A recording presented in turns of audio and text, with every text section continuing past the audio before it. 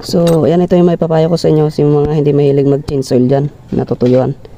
You know, laking problema. Sira na yung kanyang bore gasgas. Tapos check natin yung kanyang connecting rod. Okay lang kung may place siya na left and right, kaso pag patulak siya, mayroon ibig sabihin to, malaki yung kanyang dito, gap yung kanyang connecting rod, kaya wala na yung bearing nito sigurado sa loob. Kaya kailangan na tong papalitan, overhaul ng labas nito. Laki-laking gastos dito. Hindi naman natin pwedeng salbakan na lang ng bagong bore, kagasgasin niya rin. Mapagpalang umaga po sa ating lahat. Punta nga re-repair ngayon tong motorcycle ng ating father. Ang issue pala nito is may ngayong kanyang makina, tapos marami ng tagas-tagas dito yun sa kanyang makina. So ito ayusin natin na itatap, overhaul natin siya. When I come around, got the whole thing wobbing. Ito pa lang yung kanyang problema, kung maririnig niyo. Merong parang kumakaya dito, hindi natin alam kung saan banda yun sana sa tensioner lang yun. Hindi ko ma-pinpoint kung dito may problema o kaya dito. So punta tayo sa kabila, ganun din, maingay siya.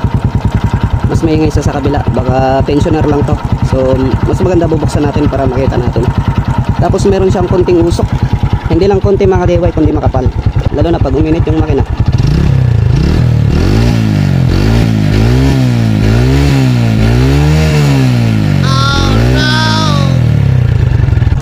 Tapos dito banda sa kanyang sa may tensioner, kung marinig nyo, parang may sumasahid sa kanya at may lumalagatik. Isa parang may kumakaskas ito sa kanyang head. Tapos dami ng mga tagas-tagas. Ito kasi minsan natutuyan ng langis. Sana walang tama yung kanyang connecting rod. So yan, papakita na lang natin mga ka-DIY pag nabakas natin tong kanyang kaha. Then papakita natin kung paano tanggalin yung kanyang head, kung paano siya i-timing. So yan, papakita ko na lang po mamaya mga ka-DIY. So tanggalin na natin tong kanyang spark plug cap. Then to papaluwagan natin to para matanggal yung takip dun sa kabila at para may timing na rin natin. So nagguantes pala tayo. Ito yung nakuha nating guantes, wala kasi yung rubber. So ayan, natanggalan natin yung kanyang parang stud bolt na yan. Then titignan natin sa kabila, matatanggal yung kanyang cap dun. So ito tabi natin. And meron siyang cap dito, tatanggalin natin to para makita natin kung saan itatiming yung kanyang timing gear. Tatapat natin siya dito, merong gatla dyan. So yan, tatanggalin na natin yung kanyang takip. Gamit lang tayo ng 5 pesos. Pag hindi nyo matanggal, kailangan nyo pukpukin para lumuwag yung kanyang pagkakahigpit. So ito na siya. Dito 5 rin. Pag hindi kaya ng 5, sinsilin nyo na lang. Gamit lang tayo ng 17mm para pang ikot dito sa kanyang magneto. Then mayroong letter T na nakalagay doon at mayroon siyang gatla. Kailangan natin siyang itapat sa letter T. Yung gatla na yan, mayroong letter T doon, timing, sabi niya sa magneto. Tapos itong timing mark ng timing gear, dapat itapat yan dito. Dito siya, mayroong gatla rin dito. Then gagalawin natin tong rocker arm kung na siya, pre-play na siya. So ito naman pre-play lang, itong nasa exhaust, pero itong nasa intake tukod na tukod siya, kaya pala mahina yung kanyang hatak. So yan, natanggalan natin yung kanyang pipe. Tapos dito sa kanyang carburetor, natanggalan natin itong airbox, na-timing na natin. Then ang last natin na gagawin bago baklasin itong kanyang head, itong dalawang itong bolt na yan sa timing gear.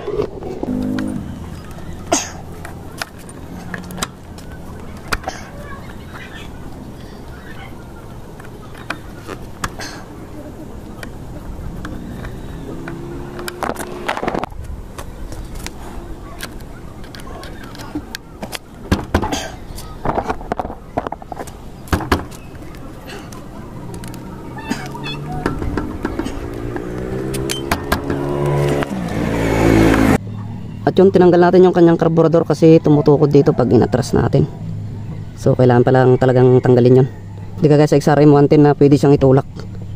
Kaya pang matatanggal tong head kahit hindi natanggal yung carbo. So hugot na natin siya.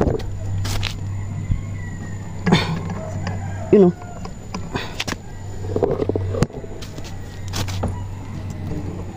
At napakahirap hugutin.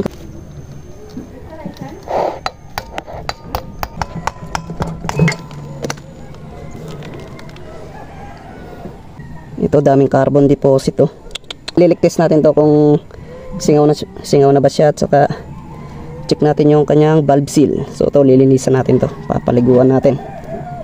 Tapos ito, re-replace natin to.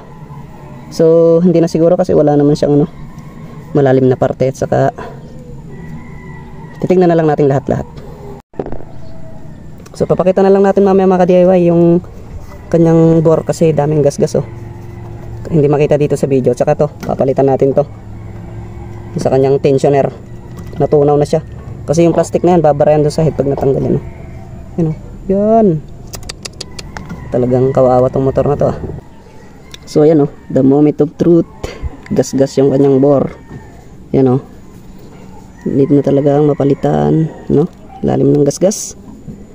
Kung makikita nyo ang kanyang piston, halatang natuyuan ng langis. Gas-gas na rin dun sa kanyang taas. Gas-gas, malala. Then alugin natin yung kanyang connecting rod kung walang tama. Pero kung may tama to, talagang overhaul lahat ng mga DIY.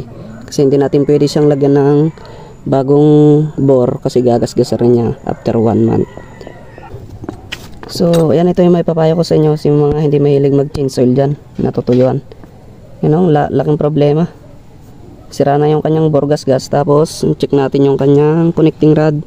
Okay lang kung may play siya na left and right, kaso pag patulak siya, mayroon ibig sabihin to, malaki yung kanyang dito, gap yung kanyang connecting rod, kaya wala na yung bearing nito sigurado sa loob. Kaya kailangan na tong papalitan, overhaul ng labas nito. Laki-laking gastos dito. Hindi naman natin pwedeng salpakan na lang ng bagong bore, kagasgasin niya rin. So ayan, yung change oil na yung langis lang na 350, hindi gawa na regular ang pag-change oil. So ngayon wala na, malaki ng gastos. Mga ka-DIY, ginabi na po tayo sa pagbabaklas at paglilinis. Hindi na lahat yung mga parts. Bali, nilagyan ko ng mga markings, silupin, para hindi natin makalimutan yung mga ibang parts. Yan yung mga tools natin, yung dumi-dumi. Tapos tong kanyang bore, bali ito mapapalitan ito. Tapos yung kanyang oil seal sa sprocket, yan. Then tong bore nya papalitan natin to, set, piston.